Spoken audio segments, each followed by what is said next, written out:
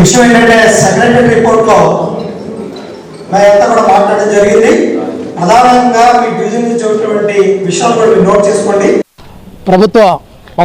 కేంద్ర ప్రభుత్వ ఎల్ఐసి కంపెనీని నిర్వీర్య చేయాలా అనే ఒక కుట్రతో 1వ తారీఖు అక్టోబర్ నుంచి కొన్ని మార్పులు చేర్పులతో నిబంధనలు ప్రవేశపెట్టింది. ఆ నిబంధనలో ప్రధానంగా స్థానికంగా ఉండే ప్రతి ఒక్క పాలసీ పట్టాదారులు వాళ్ళు 1 లక్ష నుంచి 2 లక్షల వరకు కూడా, అదే కాకుండా ఇప్పుడు చెల్లిస్తున్న ప్రీమియం 3% నుంచి 8% వరకు ప్రీమియం పెరిగింది. అదే కాకుండా ముందర వచ్చే పాలసీకి గ్యారంటీ అనేది లేకుండా ఉత్త పాలసీ పైన వచ్చిన లాభంతోనే పాలసీ హోల్డర్స్కి ఏదో రిటర్న్స్ ఇచ్చే అవకాశాలు అటువంటి పాలసీని ప్రవేశపెట్టారు.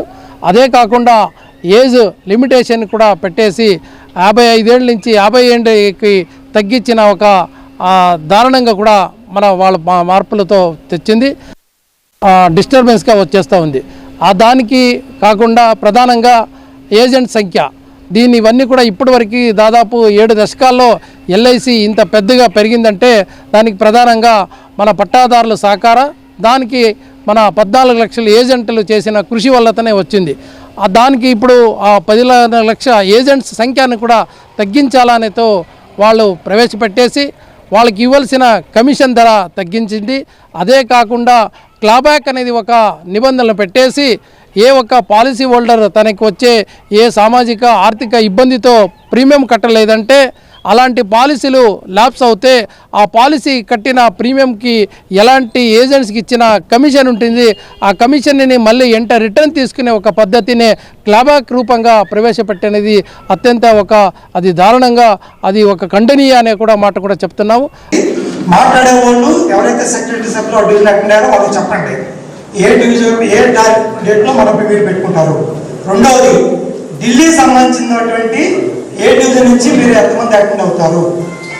అట్లాగే మన కార్యక్రమాలు ఉన్నాయి, మన టాస్క్స్ ఎంపీ సంబంధించిన లెటర్ మన లెటర్ కరస్పాండింగ్ చేయాలి.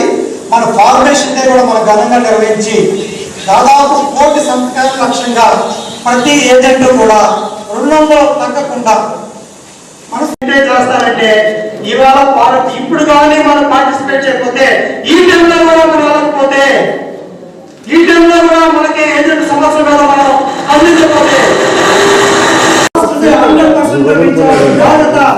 డివిజన్ నాయకత్వం, బ్రాంచ్ నాయకత్వం